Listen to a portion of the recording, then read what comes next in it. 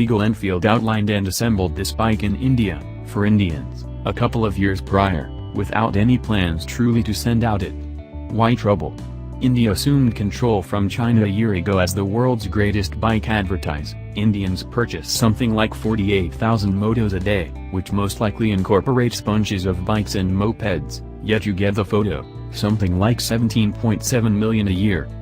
At that point a clever thing happened. Imperial Enfield opened its first backup in the US 2 or 3 years prior, and procured an ex-Harley-Davidson man, 20 years, named Rod Copes to head it up. Cole went, saw, and took 2 Himalayans back to the USA 2 years prior, advancing them out to 75 unique riders of changing knowledge to get their suppositions. Their feelings were sufficiently certain that now, in the wake of defeating US administrative prerequisites, 2018 is the main year for fuel infusion. Himalayans are going to begin streaming in from Re's enormous Chennai, India, plant. After they stream into East Drift ports in the US, the case is shipped to Re's new PDI station in Coppell, Texas, that is pre-conveyance assessment, where each bicycle gets a careful going over by workmen before delivery out to Royal Enfield's merchant organize, which presently remains at around 75 and is extending quickly. Which is the manner by which I came to Dallas, Midlothian, truly, to ride around on one for a day.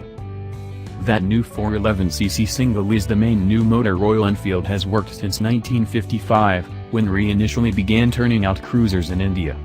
The new motor was intended to be straightforward, hardy, and effortlessly fixable in the field, with 2 valves, flexible through screws and lock nuts, worked by a solitary overhead cam.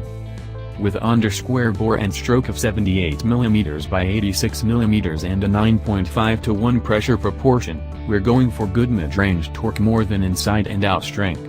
Reclaims 24.5 horsepower at 6,500 revolutions per minute, and 32 Nm, 23.6 pounds to foot, at 4,250 revolutions per minute.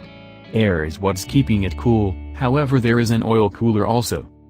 Your wet sump is sensibly secured inside a 2-fold downtube steel support outline, with longest travel suspenders at the 2 finishes stroking daring 21 and 17-inch wire-topped wheels through 7.9, 200mm, and 7.1 inches, 180mm, of movement.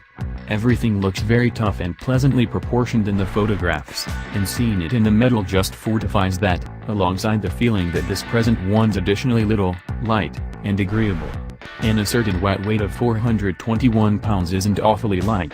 The new Kawasaki Versys X300 W correlation tried here weighed 384 pounds. Yet the Himalayan accompanies a center stand, baggage mount outline, the panniers are additional, and even an aluminum slip plate. The seat stature spec is recorded as 31.5 inches, and appears a bit bring down since I can level foot the 2 sides with my 30-inch legs. It sinks a couple more inches when you get on. The backstone works through a dynamic linkage framework. Cole Copes and everyone gloats that Royal Enfield is the main producer concentrating exclusively on congenial, open middleweight cruisers, and this one is certainly that. It's anything but difficult to climb onto, and it's new if the framework makes them start up quickly and thumpering alongside a decent, calm governmentally endorsed sit out of gear.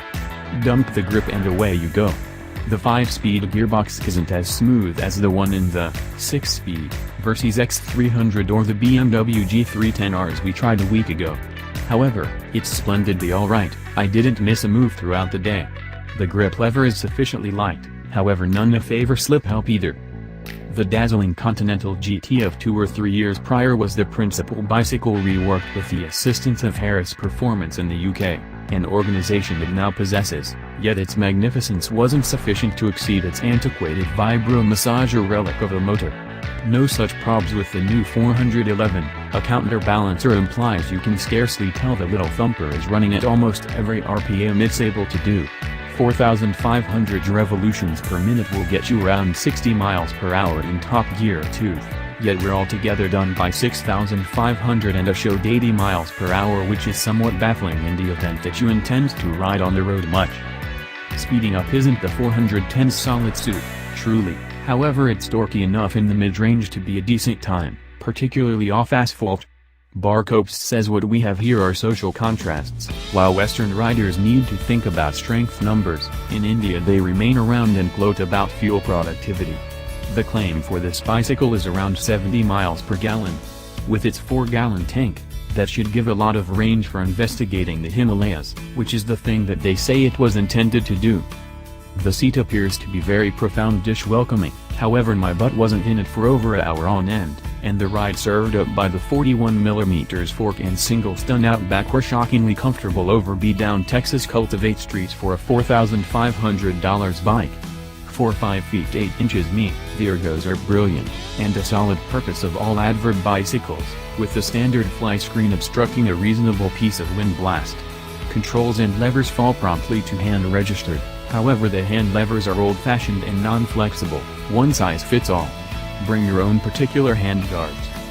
I couldn't bolt the front brake with 2 fingers on asphalt without the lever returning on my other 2, yet I could bolt it with 3 or 4 ABSs sooner rather than later, as it's going to wind up a prerequisite in India moreover. Off asphalt, braking power appears to be just about ideal with the standard Pirelli MT60 elastic.